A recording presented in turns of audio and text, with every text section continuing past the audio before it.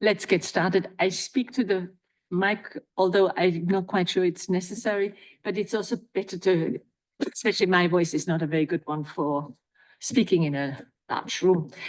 Welcome everybody to this third or fourth seminar, Finance on Trial, that we do since a while, since last year. And it asks questions where we think finance has to answer a bit for itself. Does it support, in this case, Africa's development, socio-economic development, and, you know, one could say it was more involved in its exploitation, in African countries' exploitation than in their development, but that is something we will discuss. And we discuss this with a major proponent, perhaps the major proponent now, Kenneth Amaeshi, who is a professor of sustainable finance and governance here at the Transnational School, School of Transnational Governance, of the notion of Africapitalism, a capitalism that is, so to speak, not going for big state intervention and a socialist thing, but capitalism that is regionally adapted. And we have a foremost other speaker, key witnesses, we call them, and I will explain in a minute who this is. It's Aris Komporosis Athanasiou, who is a sociologist from UCL, where he's the founding director of the Center of Capitalism Studies. And right now he's actually at the New Institute in Hamburg, working on workers, on a monograph on the role of market distortion and financial alchemy in the emergence of post-truth capitalism. So, I mean, we're out for a really interesting discussion and helping us with questions as if they were the key witnesses in this trial of whether finance is a friend or a foe of Africapitalism. Is, first of all, Huda Ismail. She's a policy fellow at the STG, so a colleague of Kenneth. She works normally at the Central Bank of Egypt as a financial supervisor, regulator, and is here to study the European regulation of crypto assets. Then we have Sebastian von Masel. Sebastian is an EUI law researcher, so a doctoral researcher, with the intriguing title for his research that is Litigating Colonialism. Then we have Shaban, no, I pronounced it wrongly, Shaban Amelie Smith. She's a historian, and she looks at the decolonization of Zimbabwe and the role of the UN in this. Rohit Tikku, last but not least, is a colleague here of me at the Robert Schuman Center. He's a postdoctoral research fellow, a political economist, trained development economist, who works on development and trade, in particular, inter alia on African countries.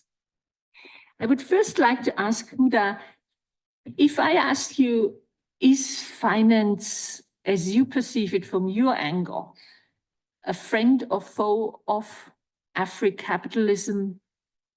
What would you say as a first approach? Okay. First of all, allow me to thank you for the opportunity to be here with you, and thanks all of you. And regarding the topic of today, I believe, from my perspective, it's the Central Bank of Egypt, that Africapitalism is a foe. Yeah. We heard it from the Central Banker first. Sebastian, what's your take? Oops. They're working? So coming from left field and from international law, I think I have more questions about how Africapitalism would work, but I do see a tension between global finance and the grassroots aspirations of Africapitalism. And from my own research into grassroots legal movements, I could see that global dynamics can be more of a foe than a friend.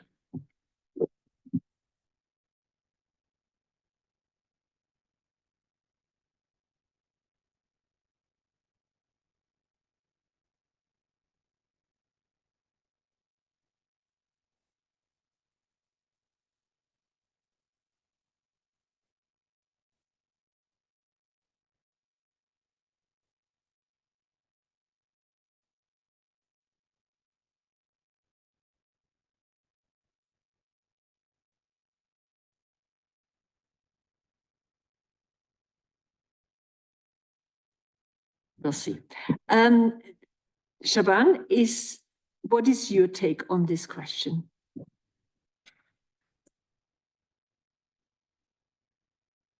Yeah, okay. Thank you for the invitation to this event. I'm a little bit confused because I thought we were also okay, perfect. Okay. Okay, similar thing then coming from a historical perspective and recent forms of neo-colonialism on the continent, I'm skeptical of how Africapitalism brings an alternative to other forms of capitalism and how sustainable finance works in reality, where it comes from, and how it would safeguard the interests of the local communities it serves to bolster. Thanks. Yeah.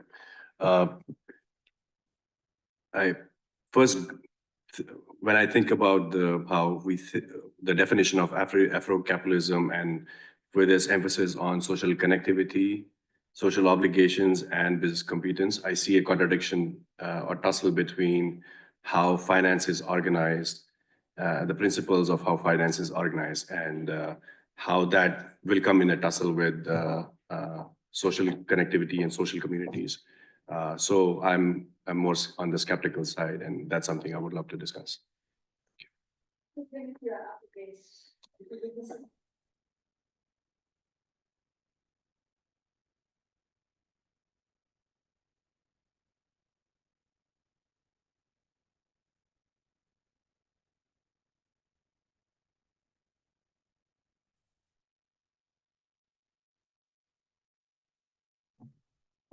Thank you. So my first question, will we do a separate question and response, or do I lay them all out in one go? One question. Okay, so from the abstract and a little bit of what I've read, it talks about Africapitalism as seeking to marry modern management practices with African values in a response to the particularities of the African context. And I think at the beginning, Walter had also said about regionally adapted capitalism. So I was interested in that. And I was wondering then, what are these African values or particularities, and whether or to what extent we can talk about kind of a unifying continental approach when there's obviously variations between the region of even intercontinental regional distinctions. Yeah, that would be my first question. Okay. Thank you very much for the questions and also the invitation to speak. I think what has been echoed in the room here is the normal sentiments. So when people hear about Africapitalism, I remember when we did the first book, it was kind of an uphill task to convince the Cambridge University Press to get a book on it. And after that, then other publishers like Routledge came on board. And even with journals, we also have this issue, you know, what is new about Africapitalism? And even also sometimes in a pejorative sense of, you know, what is it that Africa has to offer, right? Which I find very intriguing. But I need to start off by saying what Africapitalism is not. Okay, maybe to set the scene. One, is not Afro-capitalism, because I hear people say Afro-capitalism is not. It is also not African capitalism. There are two different things there. It's also not capitalism in Africa. So I thought it's important to make those distinctions. So Africapitalism is just a name. Okay, so I see it more as a discourse, a narrative, a way of thinking about how economic systems can be organized.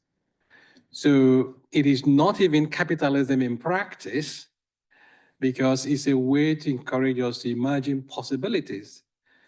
So, and then, because I come also from the school of thought that institutions can be shaped through discourse. My PhD was in, I looked at varieties of capitalism. And I remember the conversation I had with my supervisor then, Colin Crouch. And I looked at German capitalism and UK capitalism. And I noticed the differences based on, again, what has already been stated in the literature. But I couldn't make sense of how those practices developed differently. So what is it about the German system that made it to have a unique way of looking at capitalism? Why is the Japanese system different from the US system? So these were the questions going through my mind. And he said, and I said, but I couldn't connect this thinking to where I was coming from, Nigeria and some other African countries. And he gave me a very philosophical question. He said, answer. He said, we have done our studies in Europe. You go and figure out what it is in Africa. So it really got me thinking. And then coming from corporate social responsibility movement and the business and society debate and the need to change capitalism and also to make capitalism work for society. So we've had things around responsible capitalism, sustainable capitalism, conscious capitalism. So these are different ways of thinking, okay, how can capitalism work for us? So it is within this movement or different narratives of capitalism or reformation of capitalism that Africapitalism comes on board. So Africapitalism was a word given to us by a prominent Nigerian banker, Mr. Tony Elumelu. So he didn't have any intellectual origin, or intellectual in the sense that it didn't come from academia. But he thought of it as a way of understanding or making sense of how businesses in Africa can address African challenges. But it's nothing unique to Africa, because if you go back in time, the European capitalism or capitalism in different European contexts was about addressing local problems, local needs. And in the process, the entrepreneurs made money. So, but the only thing that in terms of going back to what I was talking about, the recent conversations on reformation of capitalism, the Africapitalism being part of that whole narrative has brought only one thing, if you ask me, on board. Because the other forms of reformation of capitalism talk about sense of progress and prosperity. So it's not about not growing or not prospering, but prospering in a way that does not harm the environment and society.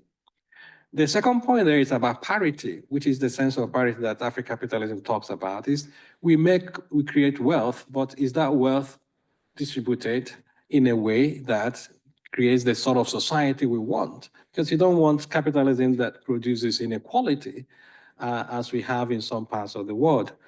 Then the third thing Africapitalism emphasizes is the sense of peace and harmony. And peace and harmony here sounds esoteric, but it's just about alignment between business and society, business and the environment. If the environment is in chaos, we will not have peace. So that disharmony in itself is not good for society. But the only thing I would say Africapitalism is bringing on board, because if you look at a sense of progress and prosperity or parity or peace and harmony, you can say, well, responsible capitalism says that, sustainable capitalism says the same thing, and conscious capitalism and the other forms of trying to reform capitalism. But the only thing I think is the sense of place. Place and belonging is one thing Africapitalism is bringing on board. And why is that the case? Because you can also argue that globalization has created a sense of placelessness. Place no longer matters in globalization. So it's about companies and wherever they can extract value. So, and companies now, multinational firms, can be described to have a footloose approach to the context where they do business. If it doesn't work for me in Florence, I pack my bag the next day and move. So companies are no longer rooted. They tend to a large extent, although they still have this idea of home country, but in essence, they become too globalized that the home country is even neutralized. So that sense of place matters because it connects businesses to their localities, to their people, and that's what we think Africapitalism can do, especially for emerging markets that might be competing with other parts of the world. Because at the moment, the race is not on even footing because capital, finance can always flow to some parts of the world and not others. But companies entrepreneurs can deliberately work with certain contexts. So that's the essence of Africapitalism as a discourse, to encourage businesses, entrepreneurs, managers, policymakers to think about the sort of business or economy that can fit with the sort of society we want. So it's part of that conversation. It's a long-winded answer to where you're coming, but I thought to make these clarifications.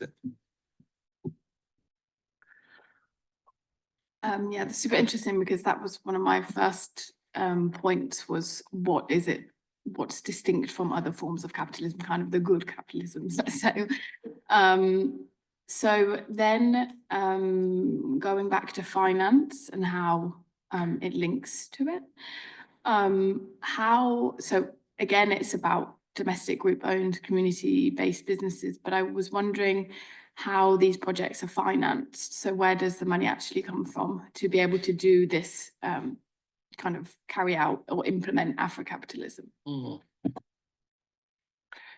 Finance is a big issue when it comes to even global capitalism, so it depends on, people look for return on investment, right? So, and there's always the view that capital or finance is shy. I mean, this narrative, capital is shy, capital can withstand certain conditions. But that in itself is also a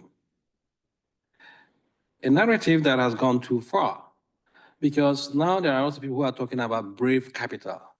How do we ensure? And these are conscious decisions. So where I come from in Nigeria is a disadvantaged part of Nigeria. So in this part of Nigeria, you have very high unemployment. So it's not like Lagos or Abuja. So if I were an investor, the temptation is to go to Lagos because that's where the money is. But there are people now who are consciously deciding to invest in this part of the world because they see it as, one, they are connected to the place, and two, they see it as an obligation to be part of the change they want to see. We can't just all gravitate because it's the market demand or market pool, and that's how things work. People can deliberately invest, even if they don't make as much profit as they would make in other places. So there are other rationalities, other reasons for investment beyond just making money. And that's also what we found through people who have invested in social enterprises and other forms who may not necessarily maximize profit. And even the idea that profit maximization is possible is a myth because people often don't do that. So there are other reasons. So I think the point I'm trying to make there is capital, depending on how you look at it, if you look at it from a rational, disengaged perspective where somebody sits behind a computer because that's all they see these days, trading online and making investment decisions. In that case, the finance is detached from the real people, the real economy. But there are other forms of finances which may not necessarily be the type you see through capital markets. One example of that would be remittances, okay? People in diaspora send money home to address real problems there. And one of the things we are working on now is to create channels through which those remittances can help address local problems, but not only addressing local problems, but also fund or finance local entrepreneurs. So I think it's also good to make a distinction between different types of finance. I mean, finance is not a homogeneous construct in that sense, or monolithic entity. So once we disaggregate that, and then you find different forms and different types doing different things in society. So there are some types of finance that would work, that would be friends to Africapitalism in that sense. And obviously there are forms of finance that will not, that will be full in the way we have categorized it. But I think, again, if you look at some of the things, I mean, maybe it's not the right time now to talk about some of the projects I'm doing in Nigeria, but just to mention that finance can be a foe or friend depending on the time. That was he's finished. He's answered the questions. No, that's super interesting and kind of clears a lot of things up. I was going to ask about like an example of like a good project or something. If you have one, I mean, if that's okay to ask now, that's what my interest was, kind of a good, not case, but example of where these ideas were put into practice, whether in Nigeria or in other parts of Africa. And then I just had a side question of like, how does it work in terms of the people also like receiving this finance in whatever form it is? And is there a way of kind of mitigating or like ensuring it's also spread equally? You were talking earlier about kind of inequality and whatnot. How do we ensure that it's kind of spread within these also communities or non-urban communities? Yeah, thanks. Okay, I mean, when we think of capitalism, sometimes we think of big corporations, the big companies all over the place. But in reality, the person who is grappling with everyday life may not see capitalism, right? It doesn't see the big companies. They are interested in terms of jobs and their income. So the things they can do to create some income. So it could be farming, it could be small business, trading, whatever it is. That's all they see. So we've had instances where we've helped in Imo State, Nigeria, where coincidentally the chief economic advisor to the government, this part of Nigeria has high unemployment. And one way we're trying to tackle that is to encourage groups to create their own businesses. So we call it One Kindred, One Business Initiative.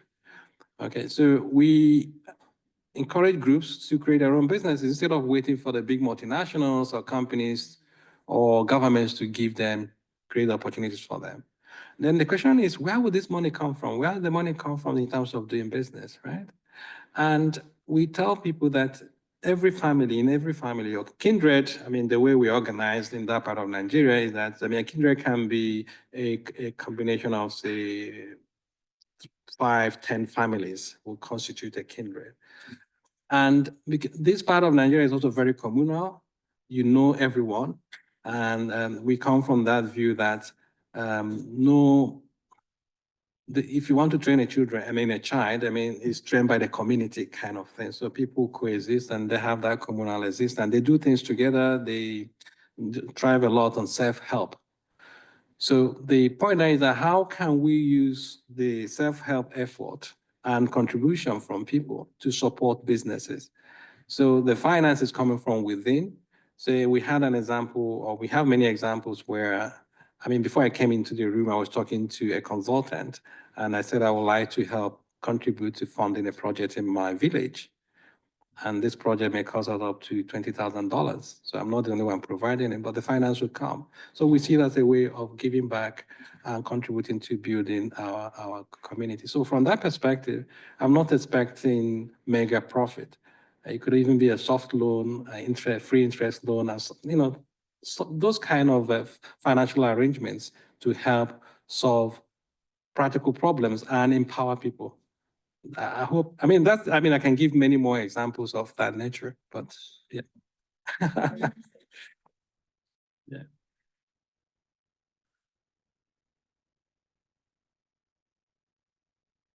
Yeah, okay. So I want to start with, again, thinking about or focusing on the definition of Africapitalism.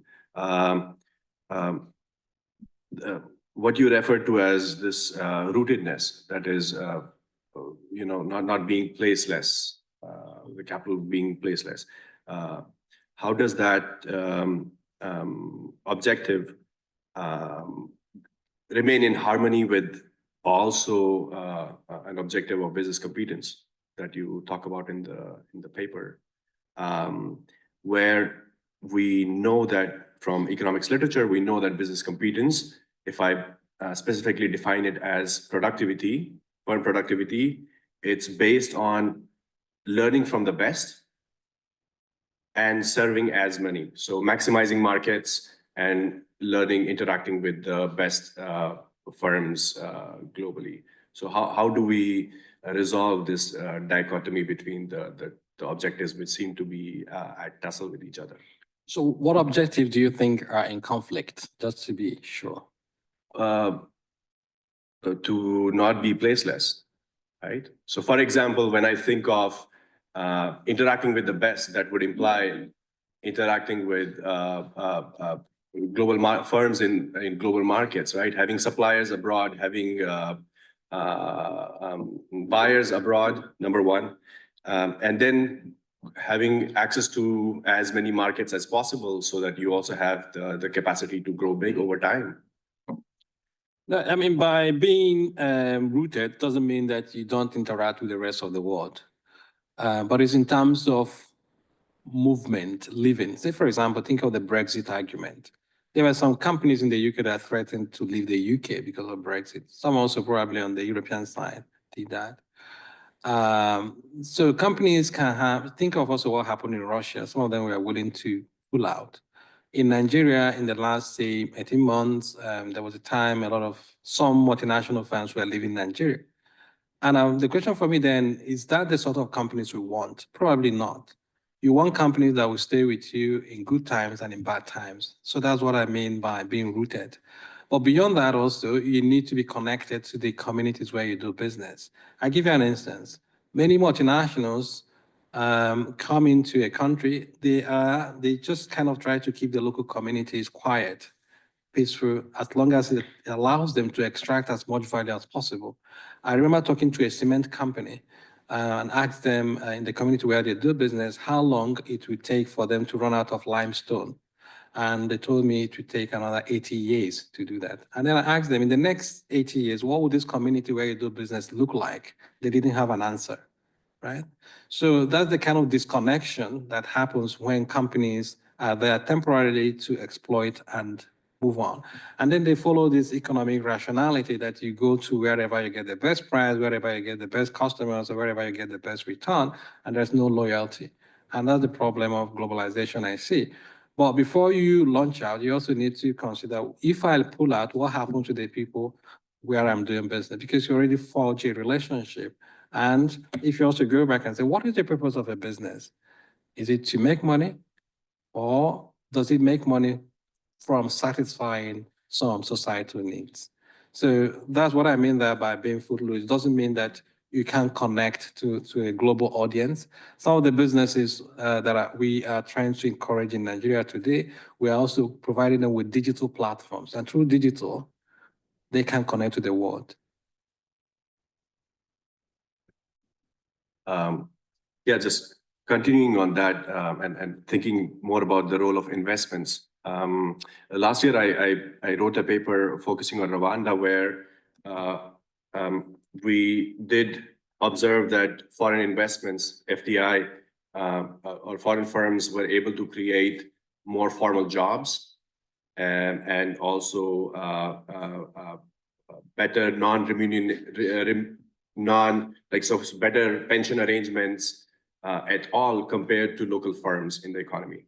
So I'm not saying we are not operating in the first best, right? In the second best situation, if foreign firms or this foreign capital is able to generate better jobs, then how do we think about the alternative? Yeah.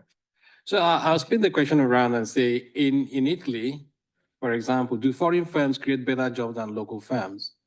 In Germany, do foreign firms create better jobs than local firms, right?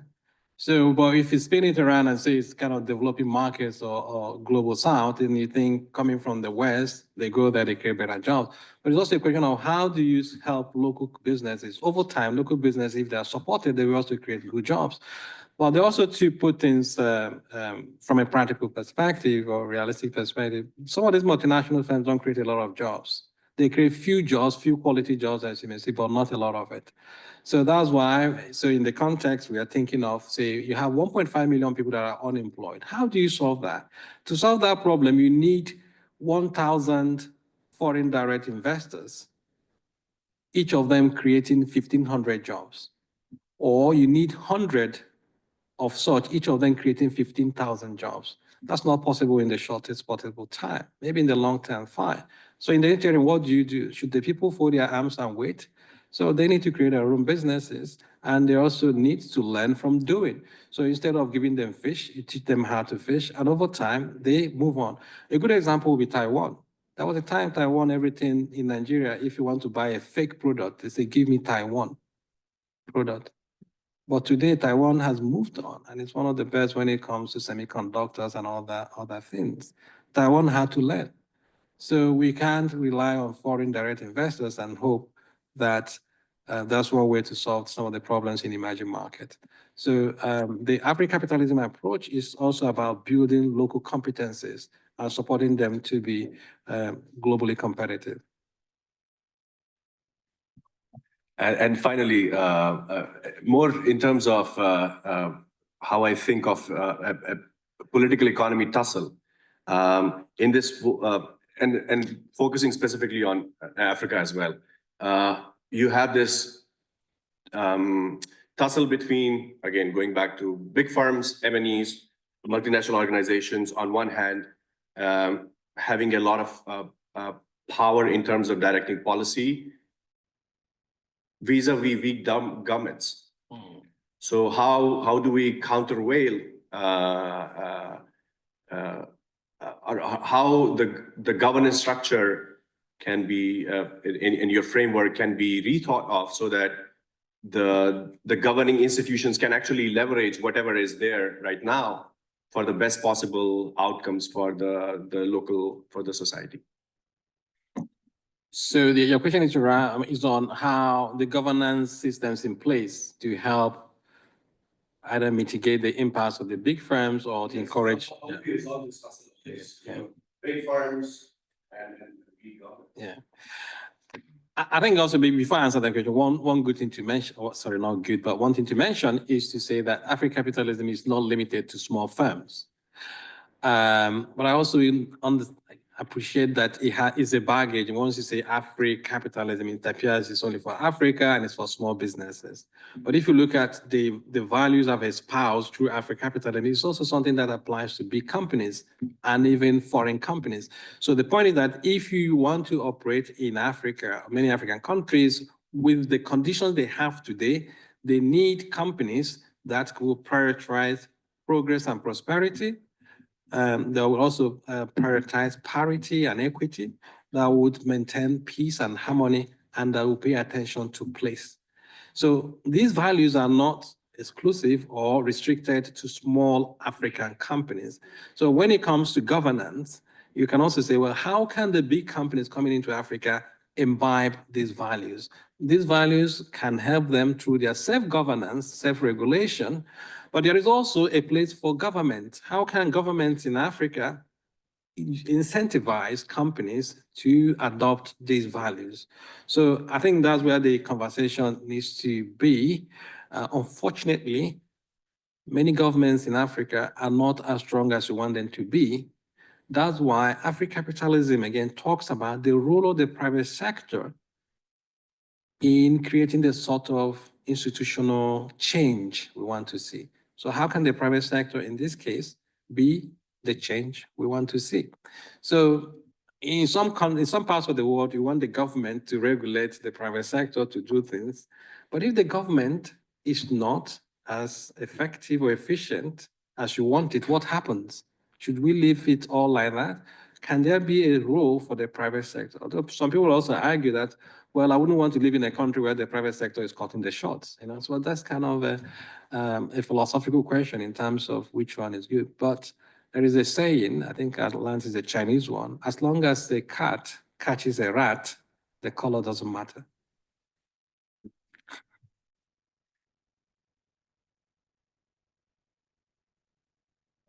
Version of what is always about. So could I ask you to solicit the critique and perhaps the question of critique?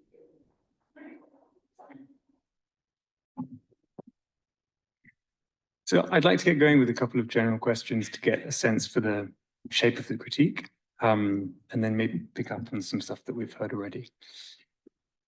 To begin with, from your point of view, is there a difference between a critique of Africapitalism and a critique of capitalism in Africa?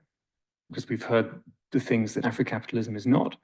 And I wonder from your point of view, whether a critique of Africapitalism is essentially an extension of a general critique of capitalism, or if your critique points to specific elements of Africapitalism, and if so, what those elements are.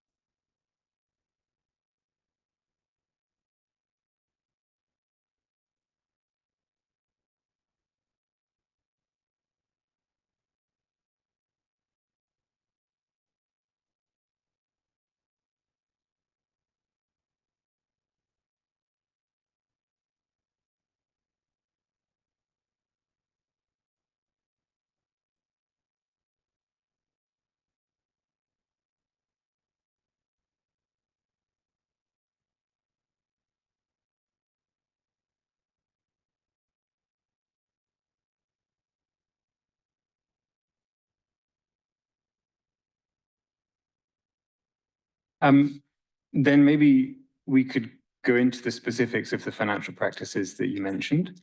One thing that I was wondering is, from your point of view, who do you see as the practitioners of this global financial capitalism that you critique?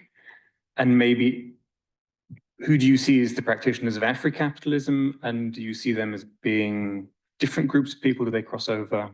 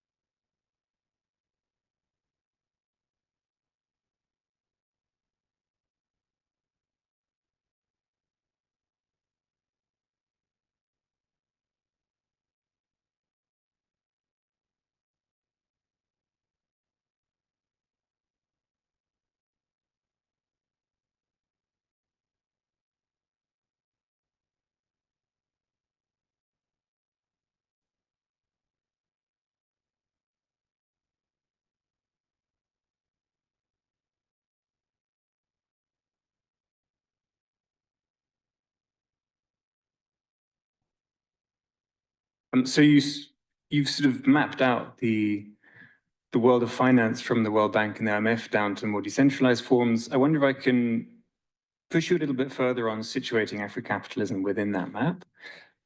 In particular, we heard about the practice of remittance, for example, of sending money home, which to my ears sounds like a kind of an informal, decentralized, globalized stream of finance as well. How do you see those kinds of practices interacting with the more institutional globalized practices? And do you think that they can, at least at a local level, displace them? Or would they always succumb to these bigger institutional dynamics?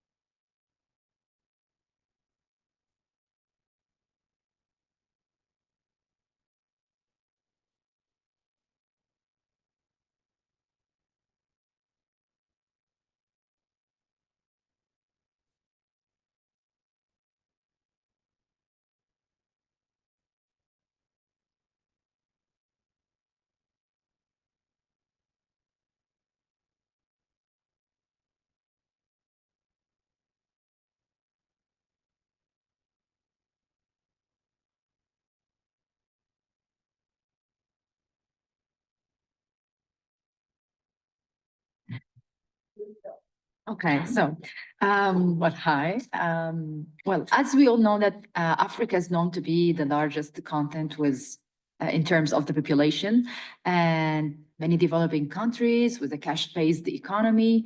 So this is a little bit challenging to regulators. So my question is, from your perspective, do you think that Africapitalism companies will exploit the regulatory loopholes to engage in crimes like tax avoidance and profit shifting and further depriving countries of much needed profit? This is my first question to you. You're asking whether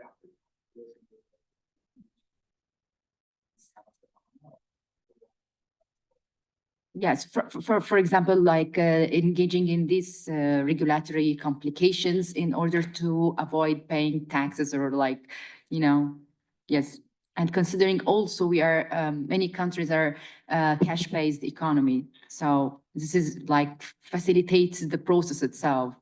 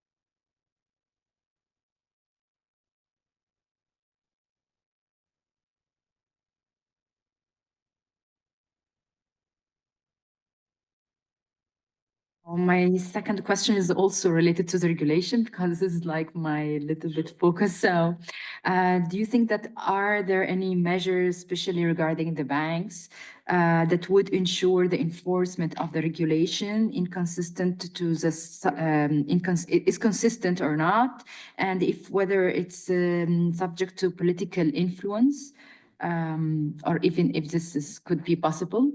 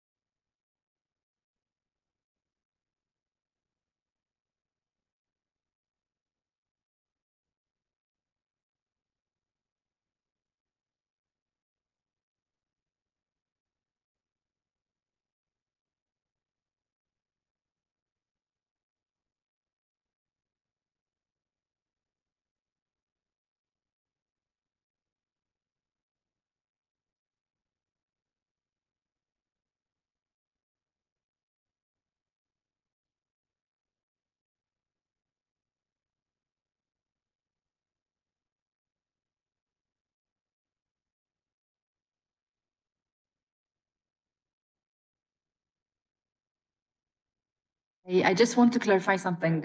You think that is it matured market or not yet? The banking system or the, yeah. The Yep. honest answer is, I'm not an expert in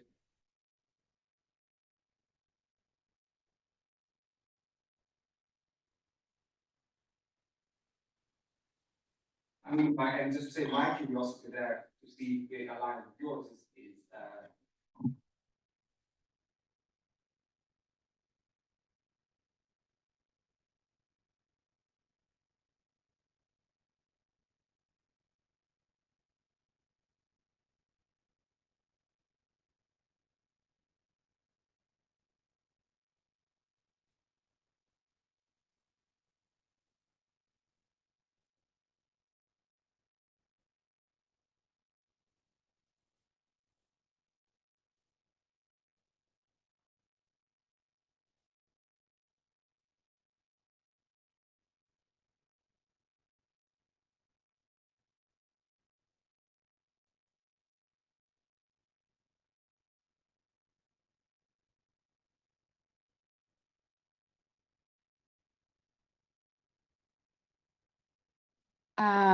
Well, it's a little bit confusing because digital companies are trying to be forced to enter into the community within the banking system or the cash, but still the cash is the king.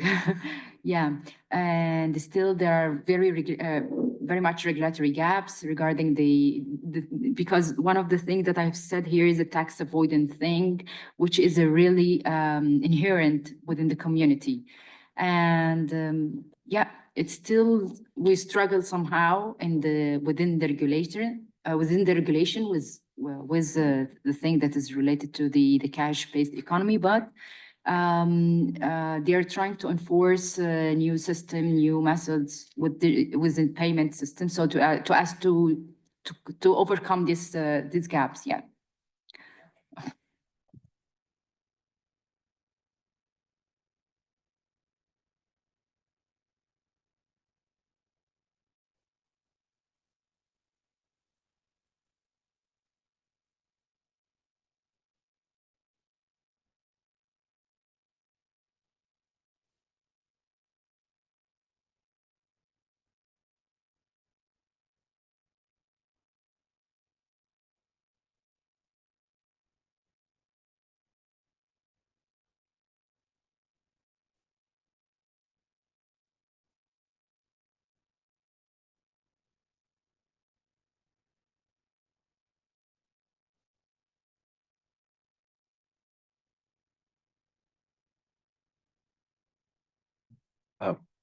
Yeah, can I?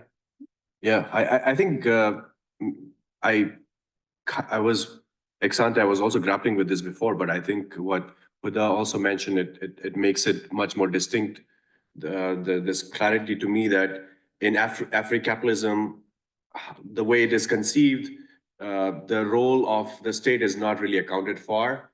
It's considered as fixed, that look, the state is weak and let's not, it cannot be changed. But at the same time, we do think that the firms can change, and that's why we should incentivize them to incorporate best practices. But why not think of the state in the same way as well? So I think this is something which I found to be missing.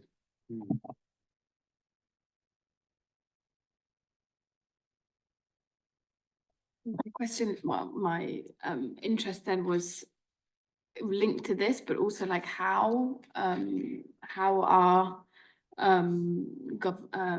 companies or then the state encouraged, like what kind of practices kind of translate the ideas into them practice, like what are some of the ways that that's implemented? That would be something that I'd be wanting more information on.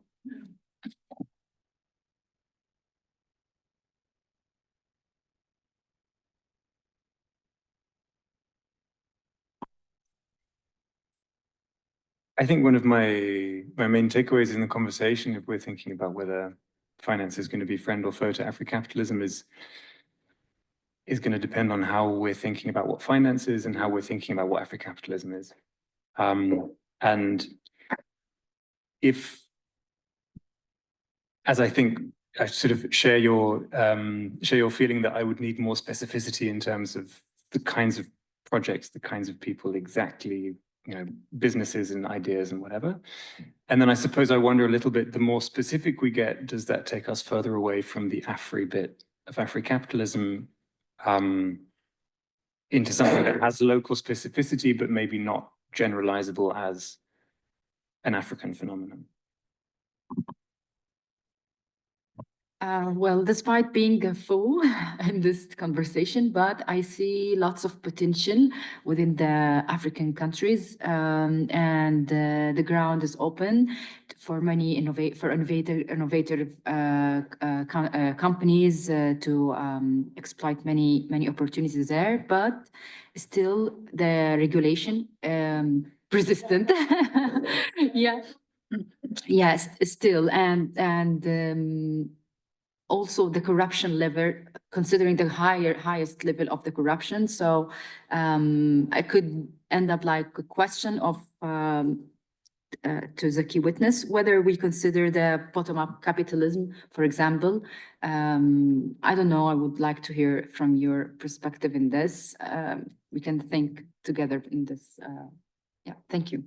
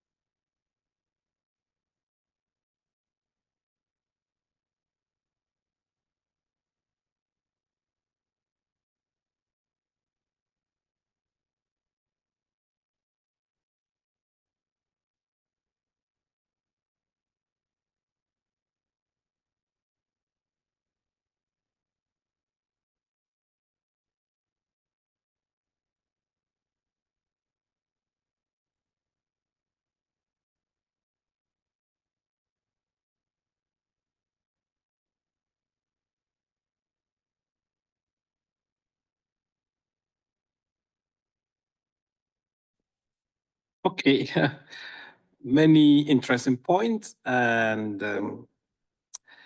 going back, to your point, maybe there's also a mischaracterization here on my part on what Africapitalism or the breadth of it, right? Because I've presented a narrow view of it, which seems to suggest it's about small subsistence kind of local communities. Mr. Tony Elumelu, the banker who came up with this, wasn't thinking about small community businesses. His approach was how private sector investments can go to critical sectors in Africa. So these sectors might be energy, infrastructure, oil and gas, the big sectors that would unleash the potentials of Africa. So that's how he conceived Africapitalism, the private sector unleashing those potentials. But then you need the mindset, you need an orientation, you need an understanding of this philosophy in order to do that. So it's like business is doing more than just making profit, but then playing a good role in society. So that's where he came from. So what I've done so far is to translate that idea to local entities. I mean, it's a community to say, but you can create your own businesses using this philosophy. And we try group ownership. But I think one thing that we need to emphasize is that there is a link between the state and finance, the state and capital, politics, democracy, and finance. And then if you look at Africa, many African countries, the state is an imported construct. It came through colonization. And it's like giving an aeroplane to somebody, a new aeroplane, say, well, you fly. The aeroplane is great, but if you don't have the capability to fly it, it's of no use to you. So why is that? Look at how some Europeans think about the state and their connection with the state, which has evolved over time, many years. The Europeans have invested in this construction of the nation state. Many African countries have not gone through that. So some of the things you consider here as second nature is not to many Africans. Many, in my part of the world, you're talking about corruption or evasion. You can go into government, you steal money, public money, you come out and your village will protect you because they don't see the link between what government is and what local. So whereas here once you arrive in Italy, your local community, the lowest form of government will find you, will locate you. You need a number, you need an address. You can't do anything here without, is it physically something they call it? Okay, so you can't do anything here. So whereas in Nigeria or many African countries, it's not like that. So you can do something. So there is the state, even in my part of the world, the civil service job, public service is seen as white man's job. That's the literal meaning of it. Rubeke is white man's job. So the white man came with that form of organization, and then people see it as a no man's business, right? So that's why people can go and steal and do whatever, and they're protected by their ethnic groups and something. So you can use that as a way to explain. Yeah. So what I'm saying in essence is that whilst you are saying there is a role for the state, you can also ask what type of state have we inherited to guarantee the sort of capitalism and economic system we want. So that's why we've left that, and we are not saying there's no role for it, but the point is that can we change the state? Can we create the sort of the state and buy-in we want through the grassroots, through economic empowerment? If you empower people economically, then they can challenge the politicians, and maybe through that process, they create the sort of democracy that would give them the sort of government they want. So it's beyond just an economic project. It's also a political project. And going back to your point about Africapitalism, I've always thought about that because it gives it away as something that is specific to Africa. But I also see the benefit of fitting into the ESG capitalism, as you put it. But the problem with that, in the African, given my interaction with businesses, is that once you go through that route, they see it also as a ploy. See what is happening in America with Trump pulling out of Paris Agreement and all those kind of things. And you tell them about climate change and they say, well, what problem is that? I need to feed today. And then the climate, I'm down. He who is down fears no fall, right? So when you're thinking about the world going bonkers because of climate change, say, well, I'm already worse off, So they need to survive. So they no longer believe in that sustainability narrative because they say they have developed and they don't want us to develop. So, but when we frame it, I take the same things within sustainability, I repackage them as Africapitalism. And now they say, well, I say it's about us. It's about what we can do for ourselves. It's not about them. So that's why I keep emphasizing that Africapitalism is a narrative, it's a discourse that has the potential to mobilize people and give them some kind of agency that they thought they didn't have. So that's what we're trying to do with it. And in building the sort of economy that meets people where they are. Aris, there's nothing wrong with profit making. Profit is good, but it's about how profit is made and what profit is made from. So that's where, because people need to create value and profit from it. So we are not saying remittance is everything. It can be the seed capital you need, but you grow. So one of the things we're also trying to do is how do you help these small businesses to scale, to grow, but in ways that work for them. So they are not coming to it as employees. Like that's also one of the problems of Western capitalism. It's created this organization employs people. And then you have the struggle between capital and labor. Okay, so, but in the case of Africapitalism and what we are trying to do with local communities, they are not employees, they are co-owners. And in Europe as well, they have employee-owned organization. I've been in the business school for almost 20 years in the UK. We never talk about employee-owned organizations. We never talk about cooperatives. We only talk about the shareholder model. And that's the problem of Western education, especially business education. We don't want to repeat that in other parts of the world, but allowing people to create the sort of business that helps them to see meaning in life. It doesn't necessarily need to be the global Western capitalism, but it doesn't mean that they can't interact with the world. After all, the Chinese version is different from the American version, yet they talk to each other. It's external finance. Their price is not very much, and is itself governed by shareholder value. Is that not correct? And you have to say that. Okay. So the money coming from outside, external money, or can it, yeah.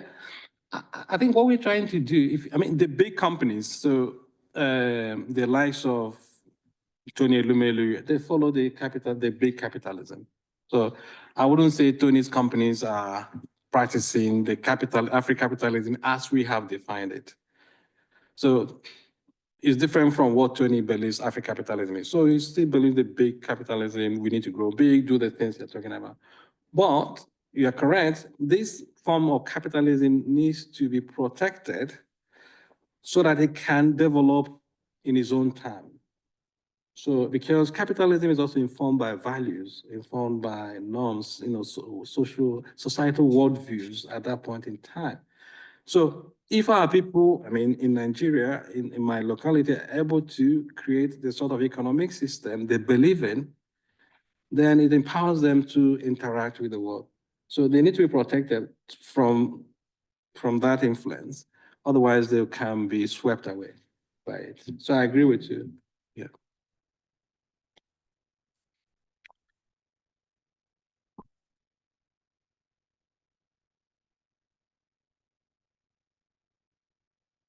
Well, thank you very much. So this was actually a fascinating discussion. There was a lot of discussion of what Afro-capitalism is. Afri. Oops, I'm sorry, Africapitalism. I'm not sure I quite have understood it so far, but I think I'm getting there. But I think there has been less of a discussion of what finance is. And I think that, I mean, Sebastian pointed a little bit to that, but I'm still not quite sure we are, so to say, on the same page on that. And again, if I think about finance, there's definitely lots of different definitions. One can think about just, I mean, money. I mean, where does the money come from for development, internal, external? What form does it take? Is it portfolio investment? Is it direct foreign direct investment? Is it debt? Does it come from governments, from private sector, and so on, from banks? What I normally think of finance is financial service provision. For example, remittance services. I mean, that's a financial service. It's not finance, but it's a financial service. So basically somebody standing in between two parties that want to do a financial transactions, be it again a payment service, being it a savings service, insurance service, and so on. And I think we have to really distinguish a little bit between these two, because I have sometimes the feeling that the discussion is mostly about the money part, that like, where do the resources come from? Like, for example, like I think you mentioned the oil example and the oil exploitation part and the discount rate and so on, and how this would influence the valuation and so on. But of course, that's one important aspect. Now, on that, now, kind of, you made a case for kind of local. And one could then also argue maybe finance should all be local, right? I mean, the SACCOs, the cooperatives, maybe microfinance. But if you look at Asia, and I guess that's the big, I mean, maybe call it the big elephant in the room, because there have been this whole reports, what can Africa learn from East Asia and so on, or South Asia actually including. The development, I mean, I'm caricaturing it, of course, has been really driven by big internal money, right? A savings surplus. I mean, all of these countries have current account surpluses from early days of their development, and this internal savings has been put to use in terms of development. So that's a Japanese model, the Korean model, Vietnamese model now, and so on, which is different from many African countries where there's more savings deficits, so the current account deficits, and they have to be somehow plugged with outside money, right? So with money, capital inflows. So that's the part on the money and finance, more the resource side. And then, of course, the obvious question is, yes, how would this money actually get there? Now, a skeptical question that I have for kind of on the Africapitalism is small really beautiful? Is local always beautiful? Maybe not. Maybe we need big companies, right? I mean, that's the question. Do we need more transformational changes? And maybe we don't get this with small stuff, but only with big stuff. Of course, as in always in these things, there will be winners and losers. So, I mean, again, I'm making big claims here, but it's more, there are more questions. I don't have any answers to that. Maybe now, if I look, and again, I've done a lot of work on finance in Africa, and I say financial services. I'm not saying money as such, financial services. I mean, there's been an enormous change over the last 60 years, 65 years of, I mean, if I start with the 1960s, right? I mean, we had the colonial banks, then they were kicked out mostly. Banks were private, nationalized, the development banks, many of them failed. Ultimately, the state-driven finance model has failed. The foreign banks came back, haven't really done much better. I mean, they made easy money with government bonds and but little lending. But then over the last 20 years, I guess, you've seen a different model coming up, right? I mean, you have Nigeria is actually kind of a early start on that with the foreign banks within Africa kind of reaching out across borders and also bringing kind of more Africa-centric business models to other countries. Of course, you've seen microfinance to a certain extent. I'm personally very skeptical on that. But you've also seen this mobile money revolution, right? Which I guess for me, by the way, it shows again the like often the two sides of finance, right? On the positive side, it has enabled payment services, has enabled remittances, also domestic. I mean, and remittances is not only about international, it's also about domestic to a big extent. But it has also shown the very negative side, and that is consumer debt, right? I mean, now it's so easy to get a loan via phone, and even if it's only $50, I mean, if your income is not stable, and these $50 can easily spiral into over-indebtedness on the individual level. So that's, of course, always there. So one last point I want to make before I finish my rant. The role of the state. I find this also a fascinating discussion. I guess the role of the state in terms of being provider of financial services or also of credit, I think, I mean, I would argue has failed in most circumstances in Africa. There is maybe a role, like hands-off role, like kind of laissez-faire, has not really worked either. Because they just said, okay, the foreign banks come in and do your stuff, and that hasn't worked either. So I guess some kind of in between, a third way or enabler function, for example, encouraging competition, for example, encouraging mobile money providers and so on, while trying to avoid the excesses of consumer indebtedness. I think that maybe is the role of the state going forward. I would love to hear more on that from both of you. Thanks.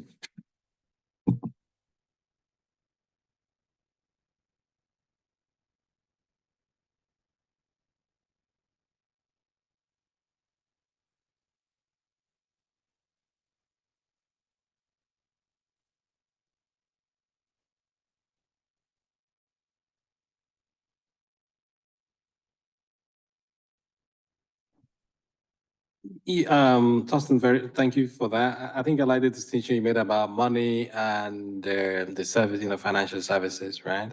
And I mean, your question is local, always beautiful, is also spot-on. But I think the point I'm making about Africapitalism is not to say it's only for the locals. So if you take Africapitalism as a discourse or a way of thinking about business in society, it also applies to big companies. Even multinational ones coming into Africa, So the question is, if you're in Africa, what's the business conduct? What should it look like? And how can it be informed by some of the principles we're espousing through Africapitalism? So it's not limited to Africans. It's not limited to small businesses.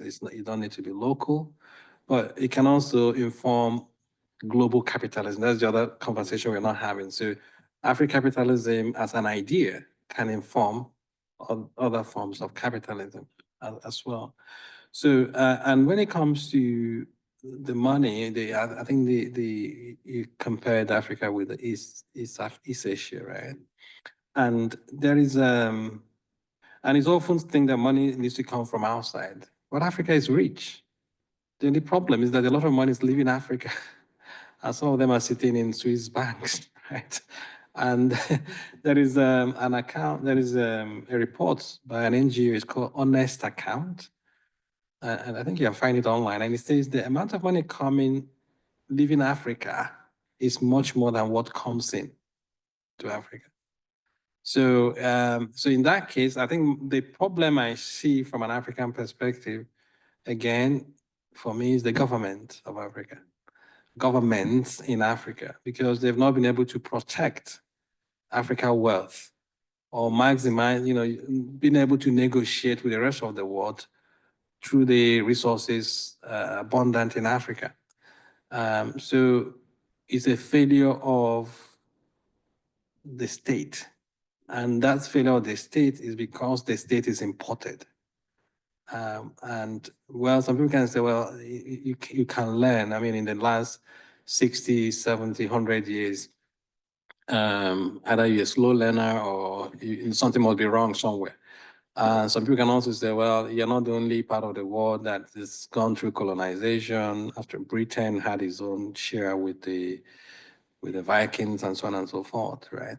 So we can make those arguments, but it is what it is. The state has been empowered, and the state that was left in Africa is one that is very still bent on colonial links. Think about West Africa. You have ECOWAS. ECOWAS can't function because of France. France keeps interfering with some kind of arrangement they have with them. Those things are still there in one way or the other, and you find that the link. I mean, Europe is the closest neighbor Africa has, but that link is one also that doesn't favor Africa as much. And even with China coming in, I mean, Europeans keep complaining, but you can also say, well, what happened? I mean, did the Europeans behave better than Chinese? So I think the point I'm trying to make here is that whilst we think there is no money in Africa, I also think there is money, only that we need to find new ways of protecting that wealth and also making it work for the people. And these values that are embedded in Africapitalism that can help both small and big companies think about Africa. And that's why we say place matters, because place consciousness means you need to think about the development of the place. And then you think of, okay, what needs to be done? How can this place consciousness inform my business and financial decisions? That's what we find lacking at the moment. But if we're able to raise the discourse to the point that companies, investors can begin to think this way, it will help us. But there's also a place for the state. What does an Afri-capitalist government look like? And it's one, I mean, I've also thought about.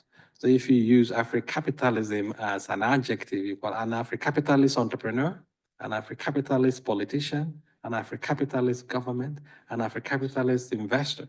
So it begins to give us a different imaginaries to make sense of this problem.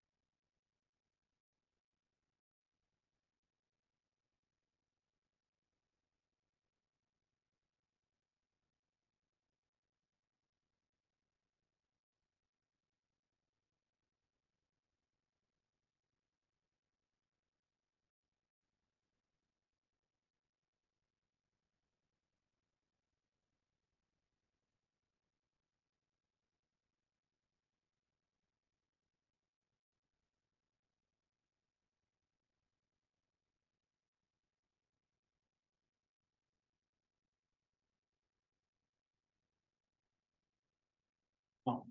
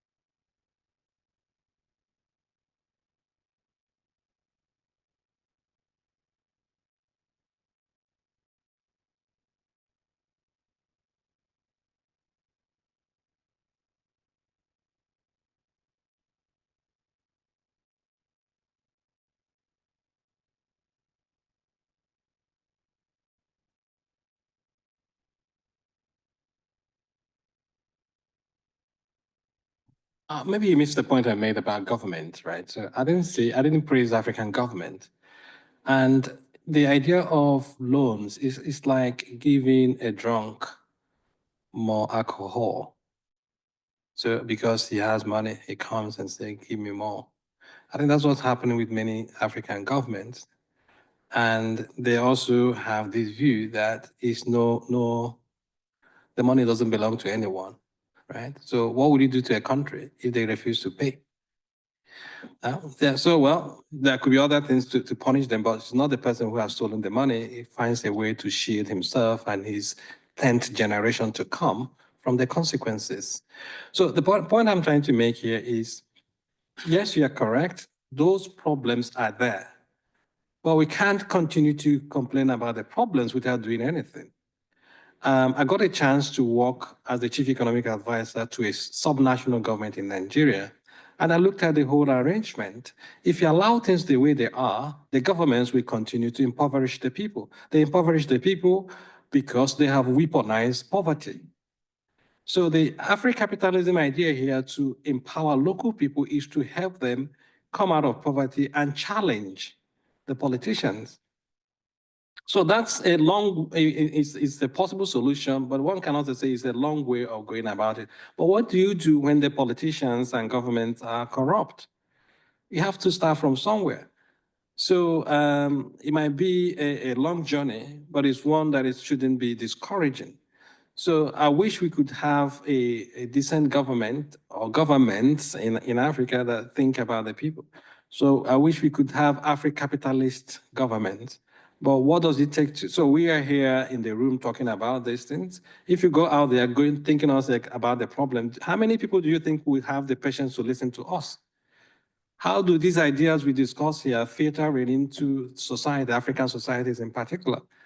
In Europe, we have developed this good relationship, town and gown relationship that we can stay here, talk, and then the ideas have ways of filtering and shaping things.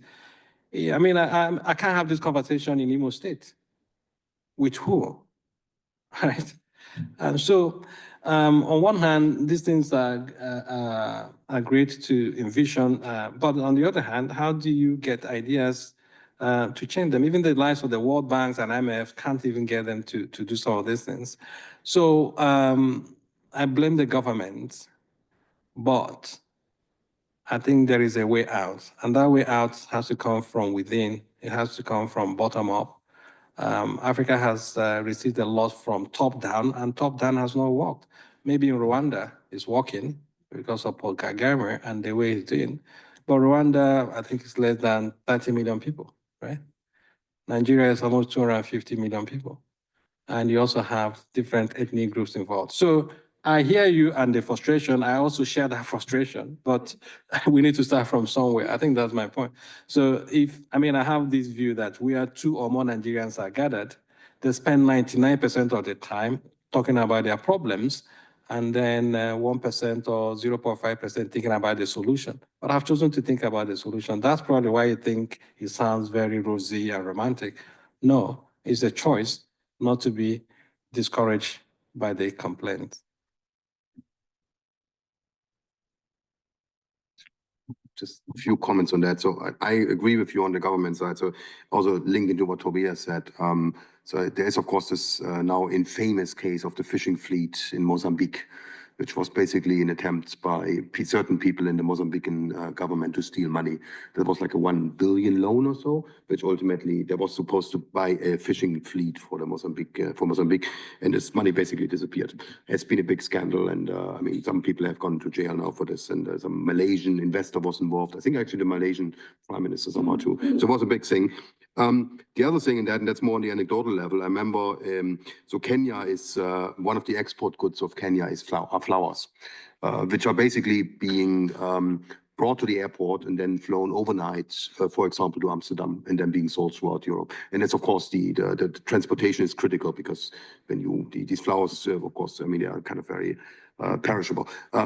And I remember when driving along in this area where the flower flower farms are, that the roads are really, really, really bad, which is not good for the flower planters, because they need good roads to get the flowers to the airport and then out of the country.